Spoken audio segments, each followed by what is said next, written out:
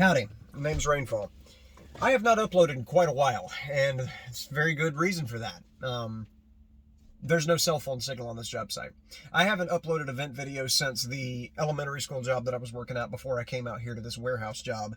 And back then, if I wanted to upload a 15-minute vent video, it was easy as pie. Just hit the upload button. An hour later, it would complete uploading, and I didn't have to wait that long for it. It was fine. There was plenty of cell phone signal to go around. I could talk to people in Discord while I'm at work. Everything was great. I didn't quite like how weak the signal strength was for uploading things, but it was manageable. It wouldn't kill my phone for an entire day. And then I come out here to this warehouse job, and there is a cell phone tower directly on the other side of this warehouse here. Like, I can walk out there and look straight at it less than a quarter mile away. Doesn't matter. No matter where I go on this job site, there is no cell phone coverage whatsoever.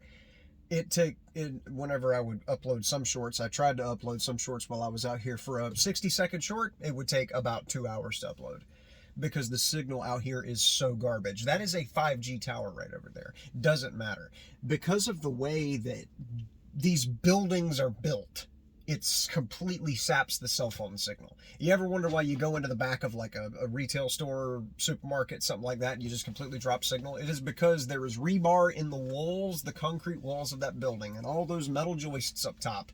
It effectively creates one gigantic Faraday cage where you go inside, you'll lose cell phone service because the signal is disrupted by all of the metal that is in the way. And that's the experience I've been having out here. And I don't even have to be inside the building to completely drop cell phone coverage. I can go exactly in the middle between these two buildings. I can walk out on that side of the warehouse that is right in front of me where I'm looking at the cell phone tower, and I can hold up my phone. It doesn't matter. The fact that this building is within half a mile of me completely eats the cell phone coverage. So I have not been able to upload anything long form unless I've been doing it at the house. And whenever I'm at the house, I'm either playing Warcraft or I'm sleeping. So yeah, I kind of really haven't had an opportunity to do much of anything. I'm doing this now because A, I haven't done it in a while, and B, because some things have changed, some things have happened, and I thought it would be nice to be able to talk about some of it.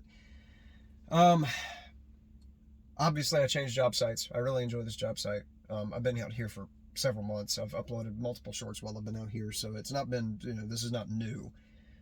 What is new is in Warcraft, I streamed yesterday where I was leading a normal mode raid for some of my guild members who had not yet been through normal or hadn't gotten enough loot from normal and were still low eye level, and I wanted to get them some kills, and we killed everything up to Raszageth.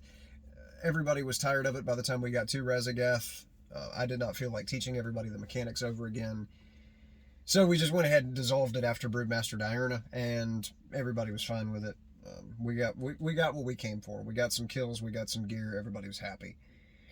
But I was raiding with a bunch of guild members that are members of my new guild. I created a guild on the Hellscream server called Stratosphere. And it's an alliance guild. And I created it Friday, because a number of people that I've been running with wanted to join a guild that was more progression focused. I've been a member of a different guild, 50 DKP minus, whom I have a couple streams with, for about 2 years, I think. When was Chains of Domination? It was the middle patch.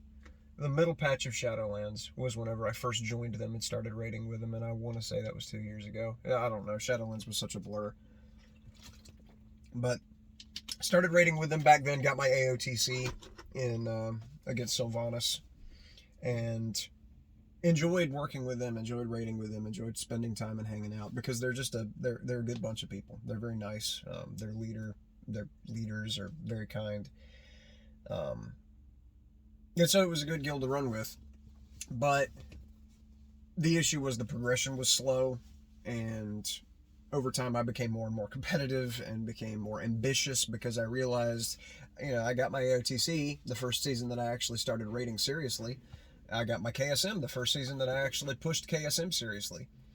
And so, I'm progressing at such a rate and playing the game really well and becoming really good. There was a period this season where I was third in our realm in the Demon Hunter tank category in raiding and dungeons, and right now I'm 5th, but I'll get that back probably this weekend.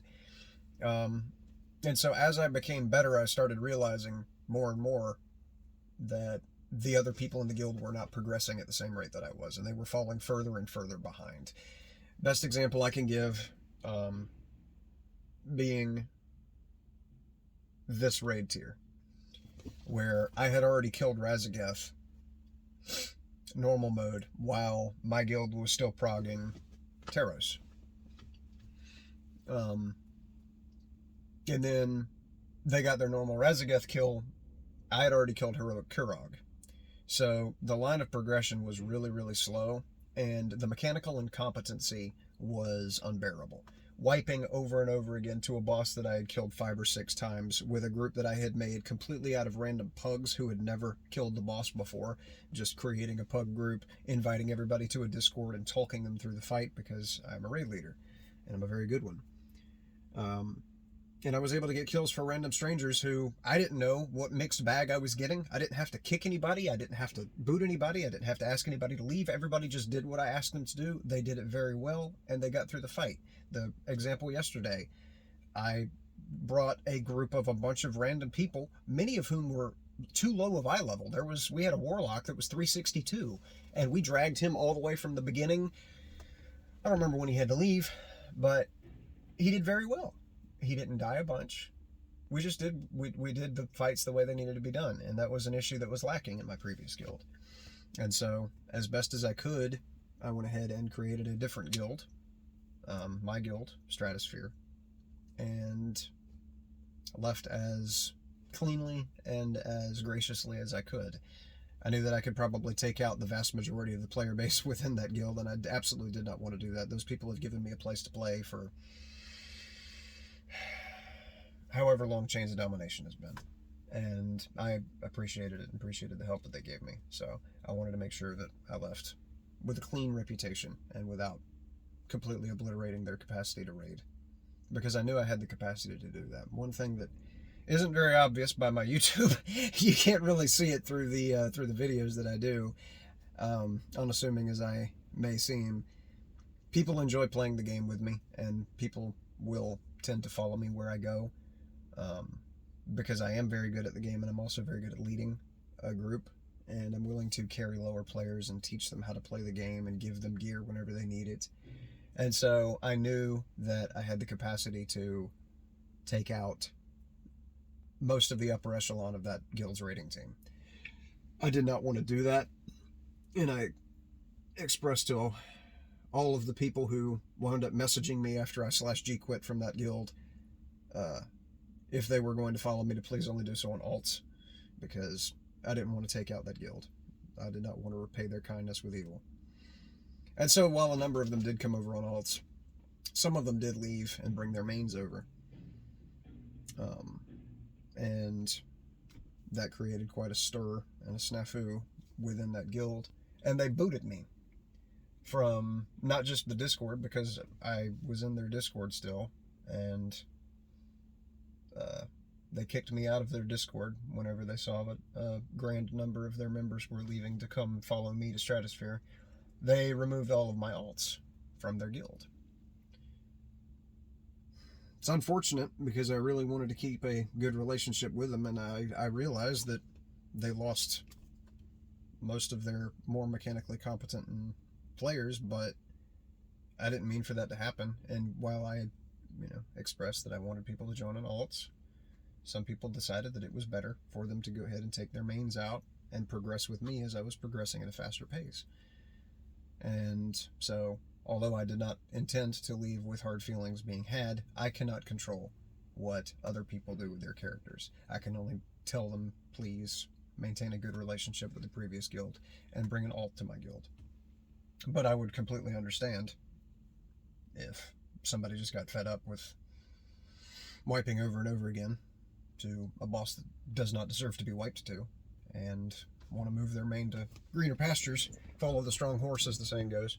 So, makes no difference, ultimately.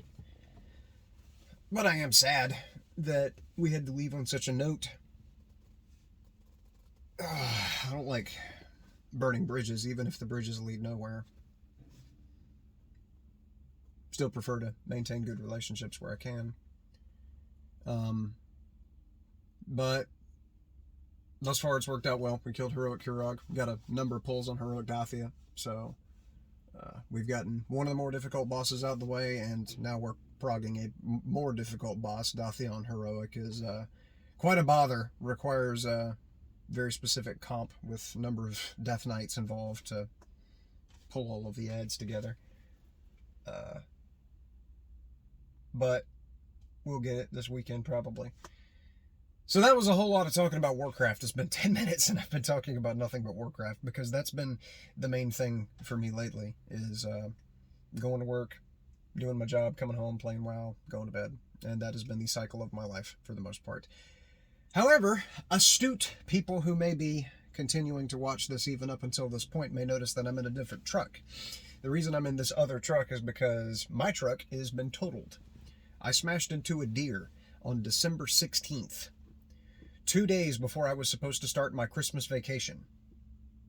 December 14th, not December 16th, because December 16th was when I was supposed to be starting my Christmas vacation. So December 14th, I smashed into a deer and totaled my truck. It was about 5:30 in the morning. I was on my way to work. Had my helper in the passenger seat here with me. You saw him in the Wrong Way to Eat video. Good friend of mine. And there was a deer that just came up out of the ditch. I had about a frame, maybe 2 frames to react to this deer deciding that all of a sudden he needed to be 4 feet deep under my hood. And so my radiator was folded into about the shape of a W, and there goes my favorite truck. I will be heading to a dealership this weekend and looking at another one. They have a 2016 F-150 that I want to go look at. So I'm in a company truck for now, temporarily. I'll drive this around to the job site, and then my granddaddy had a burgundy F-150 that I've been driving around to and from the job. So been getting around with that, but I'm so sad about that old truck. It was a good one. Had a good gas mileage, had good storage space inside of here. I had, empty bags of chips behind the seat, and discarded boxes of tissues and stuff down on the floorboard, and that was fine with me. That was my truck. I lost my wallet 2 days ago. It was 3 days ago, because it was Friday. That was extremely stressful. Lost my wallet completely, had no idea where it was, because I don't like leaving the house on the weekends. I generally try and do as little as I possibly can throughout the entire weekend, as far as like going out and doing things, going places. I want to stay home whenever it's Friday, Saturday, or Sunday. I don't want to have to go a whole bunch of places, because whenever I leave the house on a weekend, that's when bad things start happening. Friday morning I got up, and I had volunteered to help at my mother's meet. My mother is a historian, and she works at a museum. And there's a break room on the second floor of this museum that had a light in it that was, I thought it was from the 50s. Turns out it was from the 40s. And that thing needed to be replaced, because it was just barely burning. Just barely. Any light bulb you put in didn't matter. It was burning with about 10 lumens. So that thing needed to be fixed. It needed to be taken down, thrown away, burnt. A summoning circle drawn around it. It was terrible. Horrible light fixture, and I needed to go replace that. So I got up Friday morning, and I called my mother, and I told her I was on my way to her house, and she said, okay. But first, I needed to go to Lowe's, and I needed to buy a new fixture. And I wanted to put up a 2x4 LED fixture in this break room, something that would be something they'd never had in this museum before. I wanted it to be a breakthrough in technology. I wanted to finally bring that museum into the 21st century and give them an LED 2x4 fixture to eat their lunch with. So I left from my house. I put my wallet in my back pocket and my hat on my head. My hat on my head. And I left from my house, and I drove to Lowe's right down the street. And I went ahead and bought a light fixture.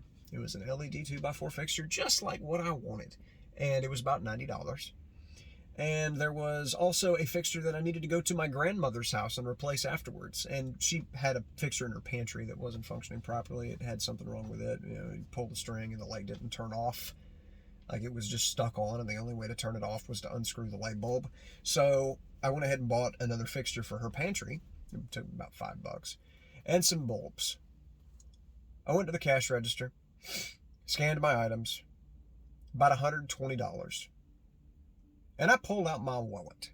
And just before I could touch my debit card, I realized, I've still got about $300 worth of Lowe's gift cards in here from birthdays and Christmases. I might as well go ahead and use those. So I scanned one Lowe's gift card. It was $100. Now it's empty, threw it in the trash. Scanned another one. It was about $100 on it. Took 20 off of it. Shoved the other 80 back into the wallet. And I carried my bags out of there. Put them in the truck, and off I went. I had to go to a gas station first before I went to my mother's.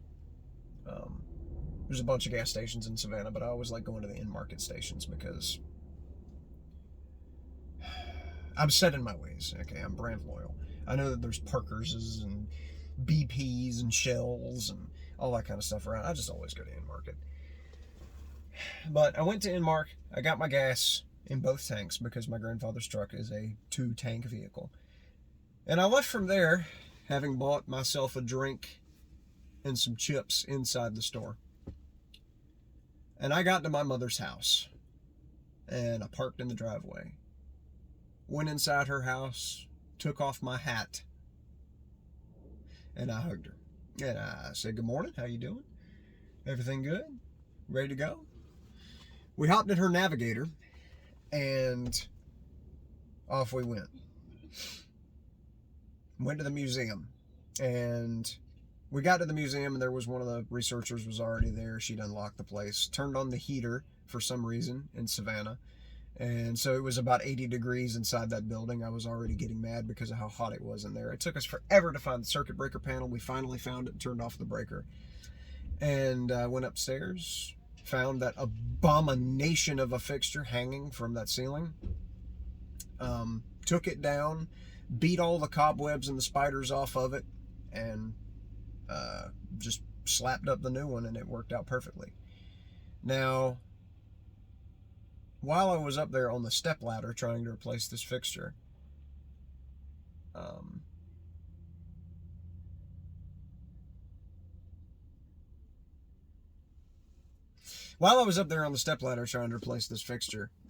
I was right up against the ceiling, and my head was right up against the ceiling, all smushed up like this, and my bill of my hat was smashing into the ceiling, and it was folding down into my eyes while I'm trying to look at the confounded fixture. So I took my hat off, and I threw it down there on the break room table. And replaced the light fixture. Whenever I got done from there, we left from the museum, went over and talked to my grandma for a little bit on the way over there, told her that I was on the way, told her I had the fixture. She said she was ready to see us, and she had hamburgers cooking. And I was so excited about that. I was going to get to change a light fixture and eat hamburgers with my grandma. Got there, wedged myself up into her pantry, which is about this wide, so I'm all crammed up in there. Can't even move my left arm. I can only move my right arm. I had my tools in my back right pocket so that I could kind of somewhat pivot from up here on the fixture to way back here on the tools, and then unspool my arm, wrap them around a cereal box and a bag of flour, and then get up there to the fixture to change this thing. After I finally got done with that joke, we ate hamburgers and watched the Titus Steel Chess Championship at the dinner room table with my grandmother. And my mother sitting right there next to me, fascinated by these moves that these players were making on the Titus Steel Chess Championship. I had my phone propped up there against a flower vase.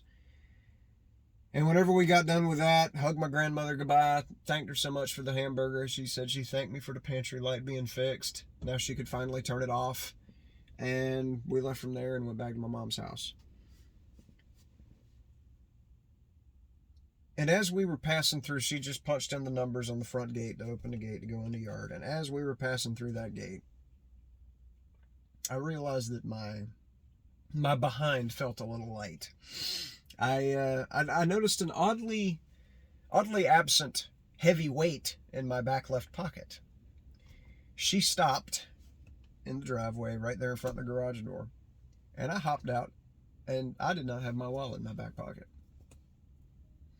And I looked around under the seat, in the center console, and everywhere inside that Navigator, and I could not find that wallet. I said, Mom, have you seen my wallet? Did you pick it up somewhere and put it in your purse? She looked inside her purse. She said, no, I do not have your wallet. I looked in the front pockets of my jacket, wasn't in there.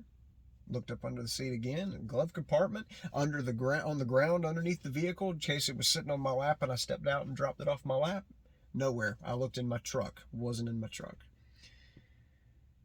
So now I'm starting to get very panicky, starting to sweat a little bit over this because everything, I mean, my driver's license, my concealed carry permit, my debit card, all my gift cards, my fueling card, all that kind of stuff inside this wallet with about, I don't know, $700 in cash. All of that stuff in this wallet, as thick as that was, how would I have not realized that that gigantic weight was not in my back pocket anymore? It has to be somewhere. So I called my grandmother and I asked her, did I set my wallet down there on the buffet just inside the door? Whenever I came in and just forgot about it, she looked and she said, no, it's not there. I said, okay, did I set it inside the pantry while I was working on the light? She went in the pantry, got the stepladder, looked around, said, no, it's not there.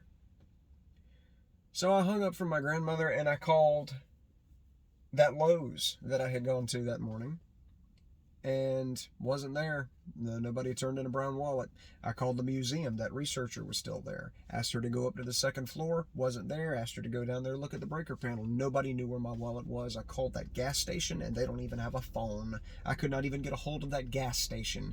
And I just knew that I must have taken out my wallet to fuel up and then put my debit card, my fueling card, back in my wallet and set it up on the toolbox outside of the truck so that I'd have my hands free to move the pump head around to pump gas. And that thing must have blown off while I was driving away.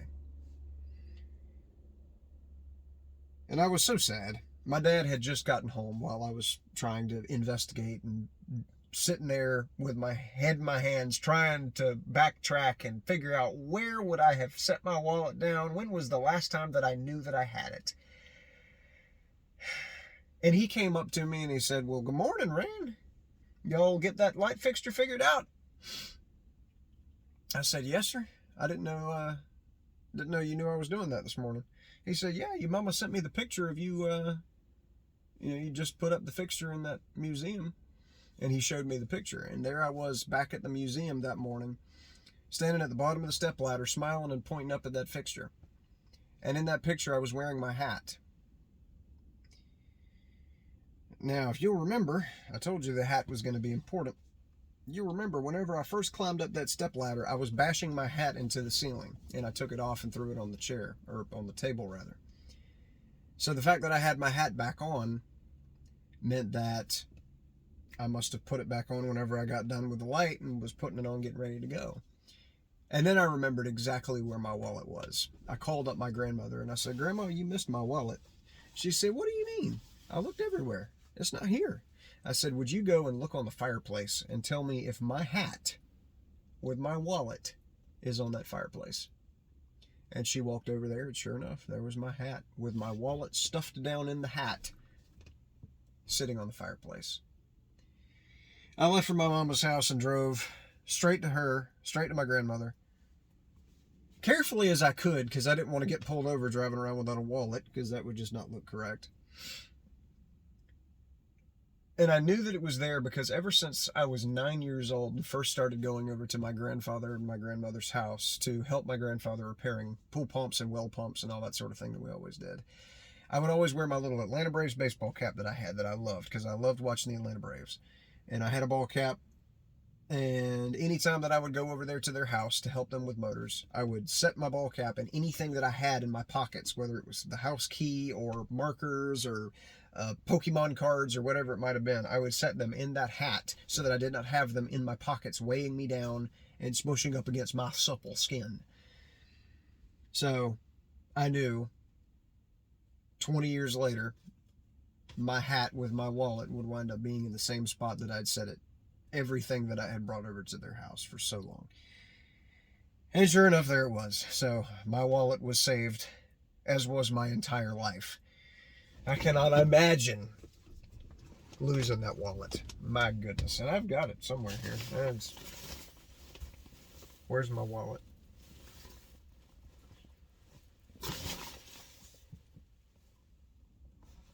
You thought I lost it again, didn't you? Yeah, thought so. So anyways, there's that. I still got that.